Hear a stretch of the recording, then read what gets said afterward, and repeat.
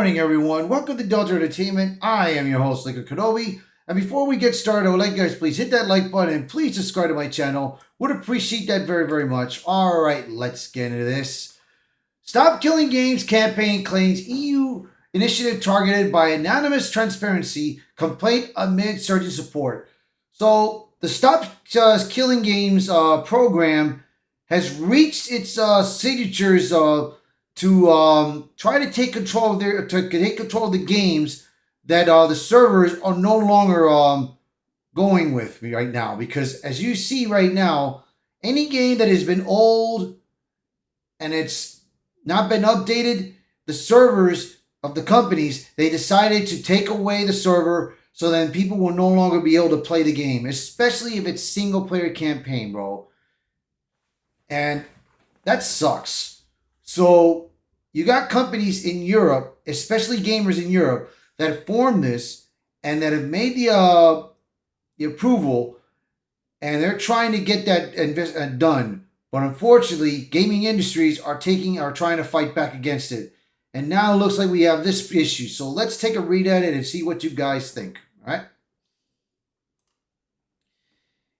In a dramatic twist for the burgeoning movement to preserve online video games, the European Citizens Initiative, known as Stop Destroying Video Games, has been hit with an anonymous transparency complaint in the EU. This development comes just as the petition surpassed 1.4 million signatures, edging closer to potential legislative action in the European Union. The complaint relayed by the European Commission accused the initiative's organizers of violating European Union transparency rules by allegedly concealing funding sources and providing a false no funding declaration. The background on Stop Killing Games campaign. It is a movement spearheaded by YouTuber Ross Scott of the channel Accursed Farms, emerged in April 2024 in response to Ubisoft's shutdown of the online-only racing game The Crew. Scott and supporters argue that publishers should not be allowed to render purchased games unplayable by shutting down servers without providing alternatives such as offline modes or private server support. The campaign highlights a growing concern in the gaming community. Many modern titles, especially those requiring constant internet connections, are sold as permanent purchases but treated as revocable licenses. While the broader Stop Killing Games effort includes global petitions and awareness drives and the European Union specific initiative, Stop Destroying Video Games is a separate entity with its own organizers. Launched to push for the new European Union laws mandating end-of-life plans for online games, it requires at least 1 million valid signatures from European Union citizens to prompt the European Commission to consider legislative proposals. As of July 22nd, which was yesterday, the initiative has amassed over 1.4 million signatures, exceeding the threshold and building a buffer for potential invalid entries. The collection period runs until July 31st, after which signatures will be verified. The campaign has garnered widespread support, including endorsements from notable figures like Minecraft creator Marcus Pessin and European Parliament member Nicolae Stefanou. However, it has faced opposition from industry groups such as Video Games Europe, which argues that such regulations could impose excessive costs and legal risks on developers. Details on transparency complaint. The controversy erupted on July 21st when Ross Scott announced a YouTube video titled "The Industry Filed False Claims Against the Stop Killing Games Initiative" that the European campaign had received a formal transparency complaint. The anonymous filing passed on by European Commission alleges two main violations: a false declaration of no funding on the initiative's European Union listing and systematic concealment of major contributions. So, yeah, man, right now they're in a fight, bro. this program, that they did, they're in a fight for the Europeans, man. So here's a video of Ross Scott making a response and a defense of it. We're not going to watch too much of it. We'll probably try to watch maybe right about here. So if you guys want to watch more and read more, just go into this article, and I will be sure to link it so in the descriptions below so you guys can watch it. So let's take a look. Hey, you know that saying, it's not paranoia if they really are out to get you? Well, I have another video I do not want to make, but I probably should. And this one is newsworthy, especially for me. I have behind the scenes news on the Stop Killing Games campaign. Okay, a quick refresher because I know this gets confusing. I founded the Stop Killing Games movement to challenge the legality of publishers destroying games which you've paid for. This has involved a lot of things, which I've shown in slides before, and that includes assisting with the European Citizens Initiative, which is the biggest thing going on with it right now. However, I am actually not the founder of the European Citizens Initiative. That would be a group of volunteers whom I'm in touch with. I'm ineligible to have an official role in the initiative. I'm just a major promoter of it. It's always been something separate. That's part of why it's called the Stop Destroying Video Games Initiative instead of the Stop Killing Games movement. So with that in mind, it was recently shared with me that the Stop Destroying Video Games Initiative has received a serious accusation from an anonymous source. The EU Commission relayed a complaint of it committing 2 violations, yikes, of false no-funding declaration and systematic concealment of major contributions. This declaration appears fundamentally incorrect based on publicly documented evidence of substantial undisclosed professional contributions to the campaign. Well, this is all news to me, but I don't know everything that's going on with the initiative. What's this about? Oh, it's about me! I'm the evidence, everyone! What do we have here? A quote, there have been many weeks on the campaign where I've been working 12 to 14 hours a day to keep things moving to get signatures. Damn straight I have, that is true. I've been running a rickshaw carrying people to the destination. Yes, I did say those words. It's unclear to me if the accuser thinks I've literally been running a rickshaw service or not. And you know what? I'm not going to tell them. They can guess that for themselves. They're doing a lot of guessing in this. You'll see. Media interviews identifying me as handling the standard day-to-day work of running the Stop Killing Games initiative and described as the primary strategic decision maker and public spokesperson throughout the campaign. Okay, this is reaching. Since I apparently need to spell it out, when I say the initiative will do this or will do that, that's me assuming the initiative members are on board with what I'm saying and me taking my best guess. I've even said before on video, the initiative members are not a hive mind.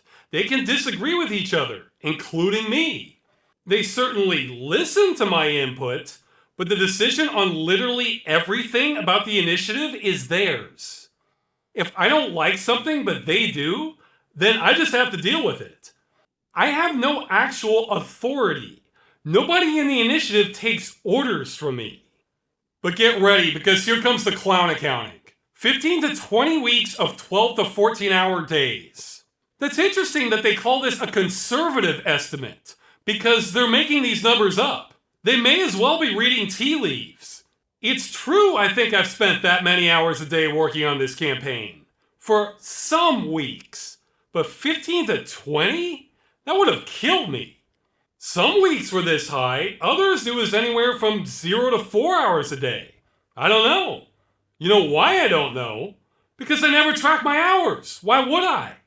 Nobody was hiring me for this. It's all volunteer time. The only reason I said 12 to 14 is because there were plenty of days where I would wake up, work the whole time, then go to bed, minus eating, exercise, and essential chores. And those days make me batty. I hate working that much. But I am impressed that they think they know my hours better than I do. Oh, but here's the good part. Professional rate, 50 to 75 euros an hour. Yeah, maybe that would mean something if I was a professional who had a rate for anything. Minimum estimated value, 63 to 147,000 euros. Oh, yeah. Okay, this one annoys me a bit because their low end, 63,000 euros, is more money I've made in any year in my entire life. Though, hey, I'm sure all kinds of people are worth more if they make up numbers about how much they should be getting paid from imaginary sources. But they're saying my volunteer work is worth that much, so by not reporting it, it's violating Article 17, yada yada. Their supporting evidence is media treating me as though I'm the leader, and me saying I've worked a lot on this. Well, it's true, I have worked a lot on this. But I must have said publicly that I'm ineligible to join the initiative at least 50 times. And this... Whoever this guy is that's accusing Ross Scott of taking and being in charge of the program must be not paying attention, bro. Ross is like a volunteer. He's just trying to give them like an opinion of what they should be doing and everything. And then everybody else, they just either agree with him or disagree. And that's it. You know? But he is trying to help out. He is trying to help out voluntarily. But this looks like this guy looks like it's just BS, bro. So, but I mean, it's like I said, dude. This guy's trying, but Ross is just trying to claim himself being innocent in all this. May surprise the accuser, but sometimes game journalists get details wrong when reporting on something. 12 to 14 hour day commitment during many weeks far exceeds any reasonable volunteer threshold. Yes, true, they're right about that. That isn't reasonable at all. I've hated this crap and I can't wait to work less on the campaign. It's only my perception that this is my one chance to fix the problem of destroying games that's pushed me this hard. But I have my limits, guys.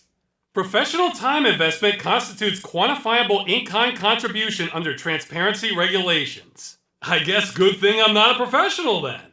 Well, this is a very serious accusation, and it sounds like I should have logged my hours and made up hourly rates like my accuser did, huh? But wait, here's a thought. Why don't we check what the European Union's rules actually are? Who is considered a sponsor? Sponsors are people or organizations providing financial support over 500 euros. Okay, well, I've spent 0 euros on the initiative, just a crap load of time, so that's not me. Legal persons or organizations providing other economically quantifiable in-kind donations or non-economically quantifiable support to an initiative are also considered sponsors. Well, I've been advised I'm not a legal person, I'm a natural person. That sounds right, and I certainly wasn't representing an official organization. I mean, I haven't signed one form with Stop Killing Games on it, or for the initiative for that matter. Individuals providing non-financial support, such as volunteering, are not considered sponsors under the ECI regulation and do not need to be reported. Oh, what's that? That description, which is exactly what I've been doing? So the EU says the initiative has been following the rules this entire time? But what about this anonymous accuser saying the EU doesn't know its own rules? Is there a hidden clause here? Like you're not a sponsor unless you work really hard? So let's get this straight. We've got an anonymous complaint saying the initiative is violating EU law. I'm apparently in charge of the initiative despite being ineligible to even join it, hence why my name is not on here. The accuser is making up how many hours I've worked on this, and are making up imaginary money amounts I've supposedly donated in kind, and their claims directly contradict the EU's own laws on this. And hey, plot twist, there's something I didn't tell you.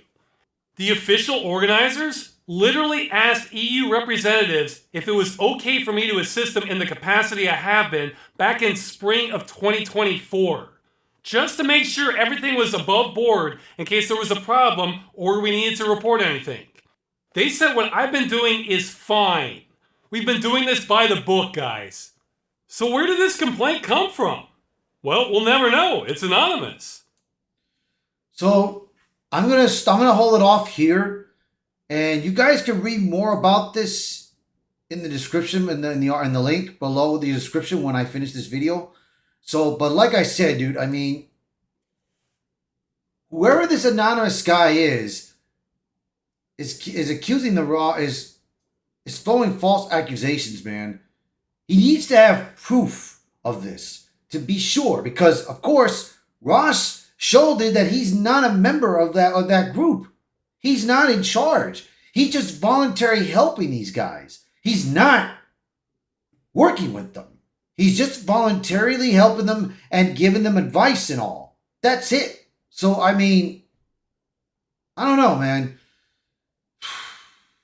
They really need to, like, the European Union needs to really dig deep on their investigation on this. So, you guys let me know in the comments, what do you guys think? So, thank you all so much. So, please share this video, post a comment below, let me know your thoughts. And as always, thank you so much for watching this video. Thank you for being part of the channel. And I hope to see you guys until next time. Bye, everyone.